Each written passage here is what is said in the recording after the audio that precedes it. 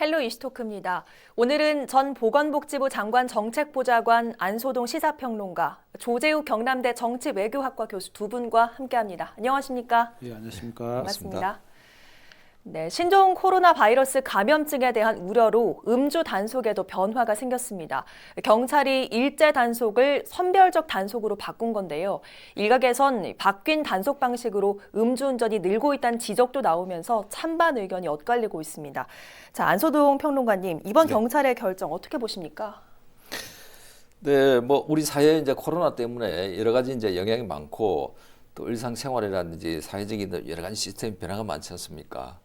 그래서 경찰에서도 역시 이제 음주운전 단속에도 기존의 방식대로 이제 바꿨죠. 기기도 바꾸고 하는데 우리가 기존의 음주운전 단속은 이제 일제 검문 방식이었고 또 음주 이제 감지기라고 있습니다. 이게 허공에다가 이제 불면은 불어서 이제 측정하는 방법인데 이게 아무래도 침이나 비말이 튈 수가 있죠. 이렇게 하면은 코로나가 이제 감염이 될 수가 있기 때문에 일회용 볼대라고 하죠. 일회용 한 번 이제 부는 것을 이제 일회용 볼대라는데 이게 이제 감염도 막고 위생적이니까 이렇게 바꿨는데 경찰청이 얼마 전에 이제 전국 경찰에 이런 지침을 내렸는데 이런 것을 교묘하게 또 피해서 음주운전이 또 단속이 느슨해지니까 국민들이 음주운전 한다는 여러 가지 문제들이 많이 나타나고 있죠. 그래서 뭐 심지어는 단속이 느슨하니까 이런 거 아니냐 뭐 그런 지적도 나오는데 이것은 뭐 경찰을 탓하기보다는 국민들이 우리 국민들이 건강이나 코로나 감염 예방을 위해서 음주운전을 해서는 안 되겠죠. 그리고 적극적으로 동참을 좀 해줘야 되고 이럴 때일수록 이제 국민들이 질서를 지키고 적극적으로 이제 코로나 감염을 예방하는데 좀 앞장을 서주시고 또 음주운전도 좀 자제를 많이 해야 되겠죠. 그렇죠. 있어서는 안 되겠죠. 그렇죠. 네, 경찰의 이런 단속 방법이 실제로 음주운전 증가와 관련이 있을지 궁금한데요. 전문가와 해당 내용 좀 더 알아보죠. 박정훈 교통심리학 박사 전화 연결돼 있습니다. 안녕하십니까? 네, 안녕하십니까. 박종훈 박사입니다. 네, 현재 경찰의 음주운전 단속 방법의 변화가 실제로 음주운전과 음주운전 사고에 미칠 영향, 전문가 입장에서 어떻게 보십니까? 네, 먼저 음주운전을 왜 하는지에 대한 이해가 필요할 것 같습니다. 보통 교통심리학자들이 음주운전을 설명할 때 아젠의 계획된 행동 이론으로 설명을 합니다. 이 이론에 따르면 음주운전자는 평소 음주에 대한 태도와 음주운전에 대한 주관적 규범, 그리고 음주 후에 지각된 행동 통제력이 음주운전 행동 의도를 만들어내고 이 행동 의도는 다시 음주운전 행동을 하게 합니다. 네. 사실 경찰의 음주운전 단속은 주관적 규범이나 음주운전에 대한 태도에 영향을 줄 수 있는 요인입니다. 이 말은 음주운전에 대한 느슨한 경찰 단속이 개인의 음주에 대한 부정적 태도를 만들어낼 환경이 되어준다는 의미가 됩니다. 그런데 이번 경찰의 대응은 특수 환경에서 대응이기에 무조건 잘못하고 있다라고 할 수는 없을 것 같습니다. 예, 사실 신종 코로나 확산이 우려되는 상황에서 현재 무조건적으로 경찰의 대응이 잘못됐다 혹은 기존대로 해야 한다는 의견도 경계할 필요가 좀 있어 보이는데 이럴 때 필요한 도민의식 뭐라고 보십니까? 사실 코로나 바이러스로 인해 직장 내 회식이 줄어들었고 개인적인 음주 기회가 줄고 있는 상황이기에 선별적 대응을 하는 것이 꼭 잘못이라 할 수 없을 것 같습니다. 더욱이 음주운전 단속 과정에서 2차 감염이나 3차 감염을 만들어낼 수 있는 상황이기에 무조건적인 경찰에 대한 비난은 옳지 않다고 생각합니다. 네. 또한 음주운전은 어떤 요인으로 설명하더라도 개인의 행동 선택입니다. 결국 음주운전은 개인의 선택의 문제이지 경찰의 단속이 없다고 해서 음주운전이 합리화될 수 없다는 점을 인식해야 되고요. 무엇보다 음주운전에 관대한 우리 사회적 분위기가 문제인데요. 네. 음주운전은 개인과 타인의 생명과 재산을 빼앗는 범죄란 점을 꼭 기억할 필요가 있을 것 같습니다. 네, 알겠습니다. 오늘 말씀 고맙습니다. 네, 감사합니다. 네, 지금까지 박정훈 교통심리학 박사와 이야기 나눠봤습니다. 자, 아무튼 어떤 상황으로도 음주운전은 합리화될 수 없다는 점 꼭 기억을 해야겠습니다. 이어서 본주제로 들어가 보겠습니다. 신종 코로나 바이러스 감염증 확산 사태에 대한 간접 영향이 점차 커지는 모양새입니다. 특히 총선을 60여일 앞둔 지금 경남 지역 정치권에서는 선거 운동부터 공약까지 선거의 걸림돌 혹은 호재로 작용하고 있는데요. 오늘 그 자세한 내용 내용 좀 짚어보겠습니다. 자, 일단은 선거 운동부터 변화가 좀 나오고 있죠. 예.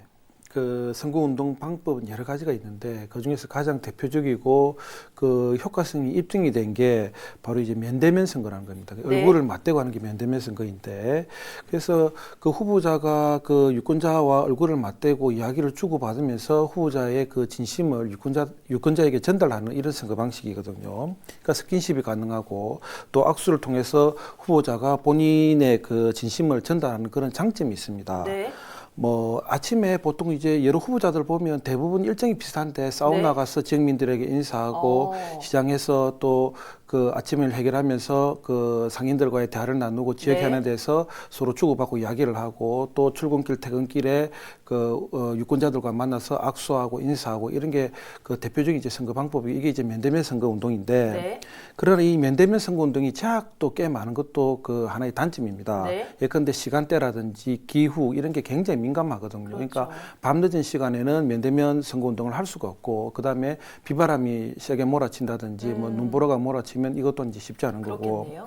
그런 측면에서 볼 때 신종 코로나라는 것도 이 면대면 선거 운동을 하는데 굉장히 제약적인 요소로 다가올 수밖에 없습니다. 네. 예컨대 이제 신종 코로나는 전염병이잖아요. 그 호흡기나 피부 접촉을 통해서 이제 감염이 되는 그런 병인데 후보자가 유권자에게 쉽게 다가가서 악수를 해버리면 전염될 가능성이 있으니까 어떻게 보면 이게 민폐로 다가올 수가 있고 네. 그 표를 깎아먹는 행위로 뭐 전락할 수가 있으니까 그렇군요. 요즘 이게 쉽지가 않습니다. 그래서 후보자들이 지금 이 면대면 선거 운동을 하는 데 있어가지고 굉장히 네. 좀 위축된 상황이고 이런 그런 제약성을 뛰어넘기 위해 가지고 최근에는 SNS 등을 비롯해 가지고 뭐 온라인 선거 운동을 뭐 과거보다는 보다 좀 더 적극적으로 활발히 전개하고 있는 것 같습니다. 예, 상황이 좀 그런데 유권자 입장에서 좀 볼 때 이런 선거 운동 방법의 변화 어떻게 보십니까?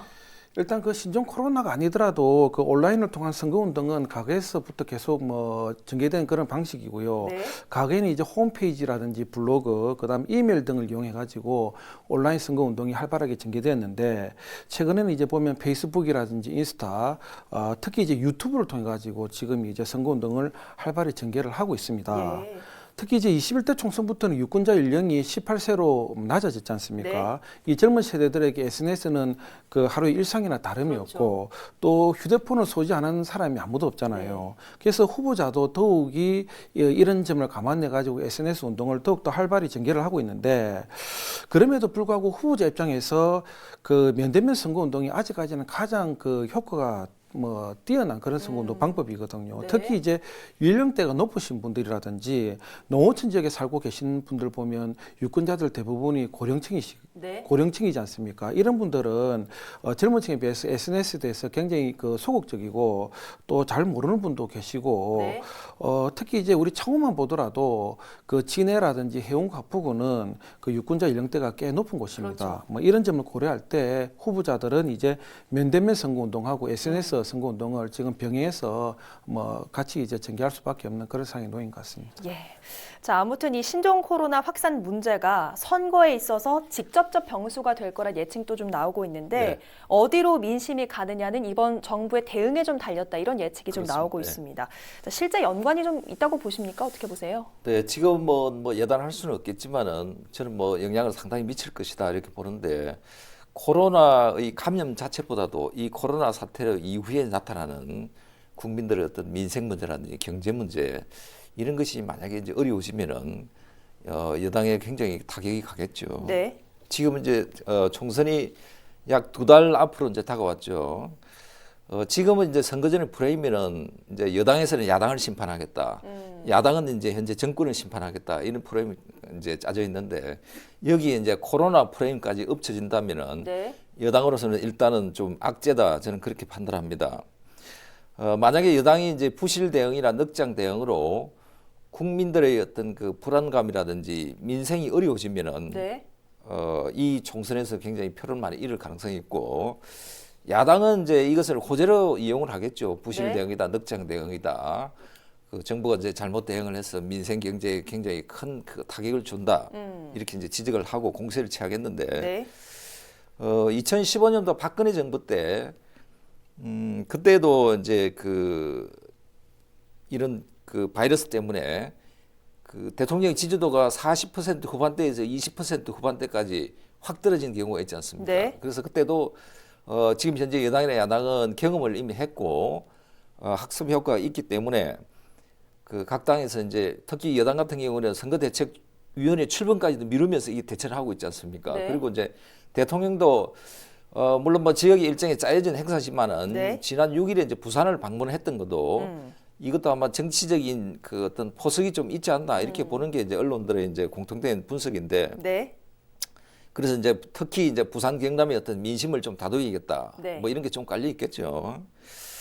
그래서 이 코로나 사태는 총선 전에는 이제 종식이 되겠죠. 그런데 만약에 이것을 여당에서는 그 잘 종식을 해서 국민들한테 높은 점수를 받는다면은 네. 오히려 전화위복의 계기가 될 것이고 만약에 그렇지 못한 반대 경우가 온다면은 네. 여당으로서는 굉장히 큰 타격을 받겠죠. 예. 아무튼 이 정부와 지자체의 대응을 좀 밀어붙이는 야권의 대응을 좀 볼 때 도리어 총선 표심 자극을 위한 수단으로 이용한다는 이런 민심 때문에 역풍을 맞을 수도 있다. 이런 우려도 좀 나오는데 어떻게 보십니까? 실제적으로 지금 역풍을 맞고 있다고 해도 과언이 아닌 것 같고요. 그 박근혜 정부 때 이제 메르스 사태가 이제 발생을 했지 않습니까? 그 이때 이제 우리 정부가 초기 대응에 실패를 해가지고 그 실제 사망자 수가 38명에까지 이르렀거든요. 네. 근데 이제 문재인 대통령이 이제 신종 코로나가 이제 발생을 했을 때 그 과할 정도로 강하게 대응해라. 네. 그다음에 선제적으로 대응해라 이렇게 주문을 했고 네. 뭐 실제 아직까지는 사망자 수가 지금 나오지 않고 있고 확산도 예상보다는 조금 주춤한 그런 기미를 보이고 있는 게 사실이거든요. 네. 그리고 무엇보다도 우리 정부가 그 우한에 있는 우리 그 교민들을 전 세계로 무사히 잘 데려오고 또 격리 수용을 지금 했지 않습니까? 네. 지금 이제 언론에 그 들리는 바에 의하면 3차 전세기까지 이제 뭐 간다고 이렇게 이야기를 하고 있는데 이런 점에서 그 볼 때 이제 우리 국민들이 이 문재인 정부한테 좀 잘한다 이렇게 칭찬을 지금 하고 있는 것도 사실인 것 같고 네. 이런 게 그 국가다운 참모습이 아닌가 이렇게 이야기하고 있는 것도 사실이거든요. 네. 그러니까 여러 측면에서 볼 때 이제 박근혜 정부와 비교해 볼 때 네. 대처를 잘하고 있다는 게 전반적인 인식인 것 같고 그래서 이런 것 때문에 지금 정부 여당의 그 지지율이 네. 상승세로 이제 전환한 게 아닌가 이렇게 예상도 되고 있습니다. 뭐 그래서 지금은 오히려 이제 이 코로나 사태로 인해 가지고 야당이 좀 역풍을 맞고 있지 않느냐 이렇게 뭐 분석을 하고 싶습니다. 네, 어쨌든 두 분의 얘기를 좀 들어보면 정부의 대응 또 대통령의 지지도가 경남 지역 총선에도 분명 좀 영향을 미칠 거다 이렇게 판단을 하고 계신 것 같은데 그러면 김태호 또 홍준표, 김두관 전 경남지사의 도전장에도 변화가 좀 있으리라 보십니까? 어떻게 보세요? 대통령의 지지도는 선거에서 이제 직접적으로 연관을 많이 미치죠. 뭐 역대 선거를 쭉 우리가 분석을 해봐도 대통령의 지지도가 높으면은 그 소속돼 있는 이제 당의 이제 지지를 많이 받고 하는데 여론조사는 뭐 지금 많이 나오고 있죠. 조사 기관마다 여러 가지 편차가 있어서 자세히 말씀드릴 수가 없는데 지금 현재 이제 약간 소폭 상승하는 이런 이제 여론조사도 좀 나오고 있습니다. 네. 또 반대로 이제 소폭 내리는 그 여론조사도 나오고 있는데 만약에서 이제 이후에 이제 그 정부가 대처하는 과정에 이게 만약에 이제 국민적인 여론조사가 떨어진다면은 야당으로서는 굉장히 호재일 것이고 그래서 아마 이 세 분의 전직 도지사가 지금 제일 뭐 선거에 경남에도 제일 관심이잖아요. 전국적으로 제일 관심이지 않습니까? 그렇죠. 먼저 이제 김두관 전 지사는 이미 그 김포에서 양산으로 내려올 때 공천 문제는 이미 매듭이 다 되어진 상태고 이후에 이제 본선에서 과연 자유한국당의 야당의 이제 후보가 어느 후보가 될지 어떻게 이제 프레임이 짜질지 그게 이제 관심거리고 김태호, 홍준표 두 전직 도지사는 지금 지난 9일이었죠. 네. 자유한국당 김형호 공천관리위원장이 직접 그 거창과 밀양을 방문을 해서 약 뭐 1시간 동안에 이분들을 이제 만나서 구체적인 얘기는 저희들이 이제 그 현장에 없었기 때문에 알 수가 없는데 아마 독대를 한 것으로 합니다. 하는데 여기서 주로 나왔던 얘기가 험지에 출마를 해달라. 네. 그래서 홍준표 지사에게는 서울을 요청했고 김태호 지사에게는 뭐 서울과 경남을 아마 요청한 걸로 알고 있습니다. 아마 경남으로 친다면은 양산을 아마 그 제의를 한 것으로 알고 있는데 김태호 지사는 고향의 부름을 받고 고향을 위해서 마지막 봉사할 기회고 2018년도 도지사 선거에서도 그 도지사의 험지 출마 요청을 받고 출마를 했기 때문에 네. 지금 마지막 정치인은 고향을 위한 봉사자로서 길을 가겠다 이렇게 해서 공관위원장이 그 간곡한 부탁을 아마 거절을 한 것으로 알고 있고, 홍준표 전 지사는 재미있는 표현이었습니다. 네. 효수라는 표현을 했는데, 효수는 이제 그 적이나 그 죄인의 목을 베어서 공중에 매다는 것을 효수라고 합니다. 그래서 과연 홍준표 전 지사가 공관위의 그 어떤 그 대결에서 살아남아서 네.